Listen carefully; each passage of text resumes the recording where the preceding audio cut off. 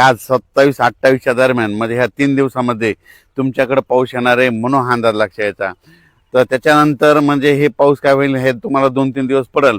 त्याच्यानंतर मग थोडा रिमझिम स्वरूपाचा असा काही येत राहील म्हणून तुम्ही अंदाज लक्षात यायचा. नमस्कार शेतकरी बांधवांनो आणि महाराष्ट्रातील सर्व नागरिकांनो, आज आपण एका अशा विषयावर बोलणार आहोत जी बातमी ऐकून तुम्हाला देखील आनंद होईल. गेल्या 10 दिवसांपासून पाऊस येणार नाही, दुष्काळ पडणार अशा बातम्या येत होत्या, पण आज परिस्थिती जी घडली आहे ती संपूर्णपणे आता पालटली आहे असं हवामान खात्याने आताच सांगण्यात आले आहे. तर मित्रांनो, आज दुपारी 12 वाजल्यानंतर महाराष्ट्रातील तब्बल 12 जिल्ह्यांमध्ये असा पाऊस पडणार आहे की नदी नाले सगळं काही तुडुंब भरून वाहणार आहे. हवामान विभागाने यासाठी रेड अलर्ट देखील जारी करण्यात आला आहे. त्याचबरोबर शेतकरी मित्रांनो, हा व्हिडिओ शेवटपर्यंत बघा, कारण तुमच्या जिल्ह्याचं नाव यात आहे का नाही हे तुम्हाला जाणून घ्यायचं असेल तर. आणि आपल्या चॅनलवर नवीन असाल तर आत्ताच आपल्या लावा ताकद मराठी या यूट्यूब चॅनलला सबस्क्राईब करा. चला तर वेळ वाया न घालवता व्हिडिओला सुरुवात करूया. बांधवांनो, आधी हे समजून घ्या की गेल्या 10 दिवसात पाऊस का थांबला होता. अरबी समुद्रातून आणि बंगालच्या उपसागरातून या दोन्ही ठिकाणाहून गरम वातावरण निर्माण झालं होतं. याला शास्त्रीय भाषेत एल निनोचा परिणाम असं म्हटलं जात होतं. सगळीकडे एकच चर्चा होती, यावर्षी एल निनोचा प्रभाव जास्त असल्यामुळे मान्सून जवळपास 10 दिवस उशिराने आला. त्यामुळे शेतकरी बांधव चिंताग्रस्त झाले होते. पेरणी कधी करायची, बी विकत घेतला आहे, आता पेरणी कधी करायची याचा अंदाजच लागेना असं शेतकऱ्यांच्या मनामध्ये सारखा प्रश्न येत होता. त्यामुळे आता शेतकरी मित्रांनो, आता संपूर्ण परिस्थिती बदलली आहे. हवामान खात्याने तुमच्यासाठी हिरवा कंदील दाखवला आहे, त्यामुळे आता काळजी करण्याचं काही सुद्धा कारण नाही. मित्रांनो, अमेरिकेची प्रसिद्ध अवकाश संस्था नासा यांच्या माध्यमातून उपग्रहाने अरबी समुद्रावर सॅटेलाइट सोडण्यात आलं होतं. त्या सॅटेलाइटच्या माध्यमातून आता एक चित्र घेतलं आहे, छायाचित्र समोर आलं आहे आणि त्यात आपल्याला स्पष्टपणे दिसतंय की अरबी समुद्रावर प्रचंड मोठे ढगांचे थर जमा झाले आहेत आणि ते थर हळूहळू करत आपल्या महाराष्ट्राच्या दिशेने सरकत आहेत. त्याच वेळी बंगालच्या उपसागरातून कमी दाबाचं क्षेत्र निर्माण झालं आहे. या दोन शक्तींनी एकत्र येऊन महाराष्ट्रावर मान्सूनचा जोर 5 पट केला असून हवामान विभागाचे अधिकारी स्पष्टपणे सांगत आहेत, म्हणजेच आपले पंजाबराव ढग स्पष्टपणे सांगितलं आहे त्यांनी की गेल्या 10 दिवसात असा पाऊस पडला नाही, तो आता फक्त 2-3 दिवसात एकत्रित कोसळणार आहे. थांबा, ही वादळापूर्वीची शांतता होती, आता खरी वेळ आली आहे. बांधवांनो, हवामान विभागाने संपूर्ण महाराष्ट्रातील 32 जिल्ह्यांची आज 4 गटामध्ये विभागणी केली असून प्रत्येक गटाची माहिती नीट समजून घेऊया. पहिला गट म्हणजे रेड अलर्ट, मुसळधार ते अतिमुसळधार पाऊस. या गटातील जिल्ह्यामध्ये आज रात्री 12 वाजल्यापासून सकाळी 7 वाजेपर्यंत सलग 7 ते 8 तास मुसळधार ते अतिमुसळधार पाऊस कोसळणार असून काही भागामध्ये ढगफुटी परिस्थिती निर्माण होण्याची शक्यता हवामान खात्याचे ज्येष्ठ अभ्यासक यांनी वर्तवली आहे. अवघ्या अर्ध्या ते 1 तासात 200 ते 300 मिलीमीटर पाऊस कोसळू शकतो. नदी नाले एकत्र येऊन गावे पाण्याखाली जाण्याची दाट शक्यता आहे. दुसरा गट ऑरेंज अलर्ट, मध्यम ते मुसळधार पाऊस.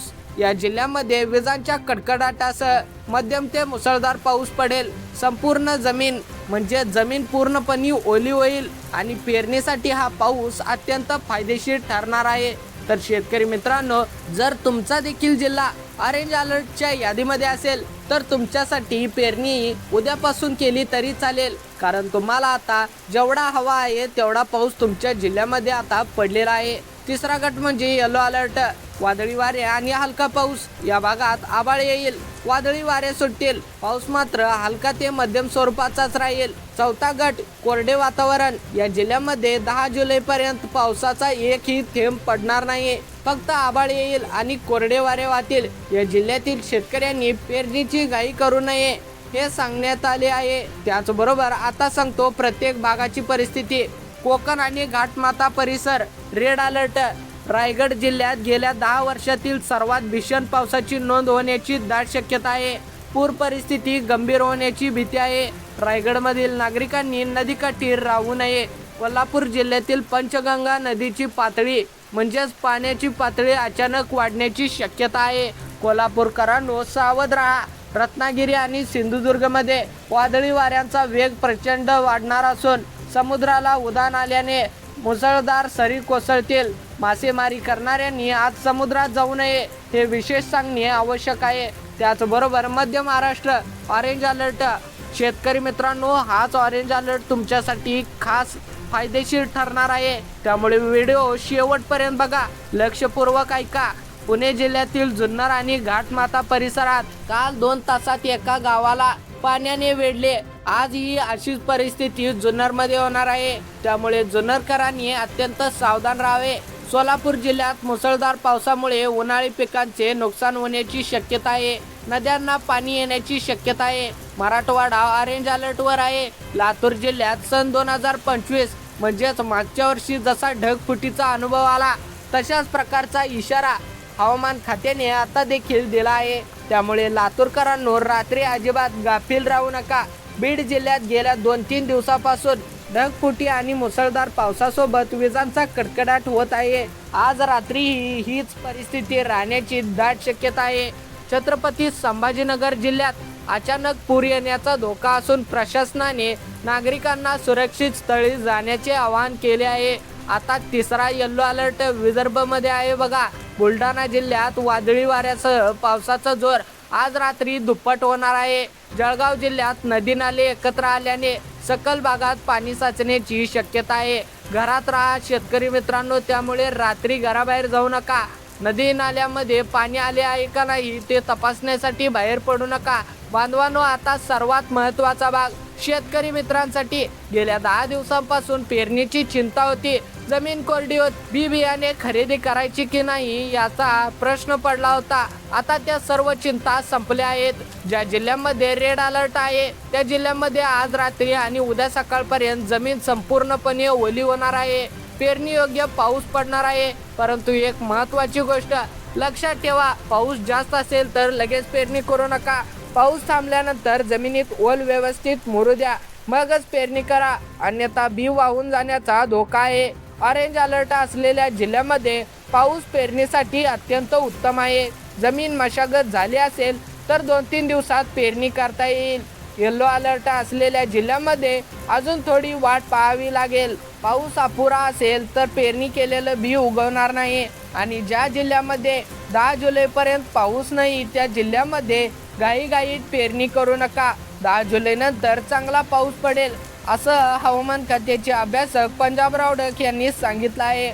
आणि तोच पाऊस पेरणीसाठी फायदेशीर ठरेल, नाहीतर दुबार पेरणीचा खर्च सहन करावा लागेल. शेतकरी मित्रांनो, एक सल्ला आवर्जून, हवामान विभागाचा अंदाज हा शक्यता असतो, निश्चित नसतो. तुमच्या गावातील अनुभवी शेतकरी आणि स्थानिक हवामान तज्ज्ञांचा सल्ला घेतल्याशिवाय पेरणीचा निर्णय घेऊ नका. नंतर तुम्ही म्हणत बसाल हा व्हिडिओ बघितला आणि आमचं नुकसान झालं. त्यामुळे आधीच तुम्हाला एक सल्ला देतो, तुमच्या गावातील कोणत्या तरी ज्येष्ठ व्यक्तीला विचारा, आता पेरणी केली तर चालेल का, आणि त्यानंतरच पेरणी करण्याचा निर्णय घ्या. बांधवांनो, आता सांगतो काय काळजी घ्यायची. नदीकाठच्या रहिवाशांनी आज रात्री नदीपासून दूर राहा. धरणांचे दरवाजे उघडण्याची शक्यता आहे. हजारो क्युसेक वेगाने पाण्याचा विसर्ग होऊ शकतो. नदीच्या पात्राबाहेर अजिबात जाऊ नका. मासेमारी करणाऱ्यांनी आज रात्री मासेमारीसाठी जाऊ नका. डोंगर उताराच्या रहिवाशांसाठी कोकण आणि घाटमाता परिसरात दरड कोसळण्याचा धोका आहे. त्यामुळे गेल्या 10 दिवसात जमिनीत पाणी गेलं होतं. पाणी मुरल्यामुळे डोंगर खचण्याची शक्यता वाढली आहे. तुमचं घर डोंगर उतारावर असेल तर आजच रात्री नातेवाईकांच्या घराकडे जा किंवा रात्री झोपू नका. सर्व नागरिकांसाठी महत्त्वाची बातमी, विनाकारण रात्री घराबाहेर पडू नका. वाहन चालवणे, विजांच्या कडकडाटात झाडाखाली उभे राहू नका. घरात साठवणीचे पाणी आणि आवश्यक गोळ्या औषधे ठेवा. मोबाईल पूर्ण चार्ज ठेवा. शेतकरी बांधवांनो, रात्री शेताकडे जाऊ नका. पाण्याचा प्रवाह बघायला नदी नाल्याकडे जाऊ नका.